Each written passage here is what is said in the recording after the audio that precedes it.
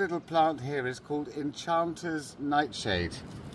And it doesn't look like much yet, but it gets about so tall and it has loads of little kind of white flowers. It's not terribly significant to look at, but it does create a kind of like an enchanted feeling to a bit of wood. And it's very, very common.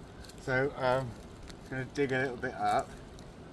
As you can see, it has these like these white rhizomes here. There's a little bit of it there.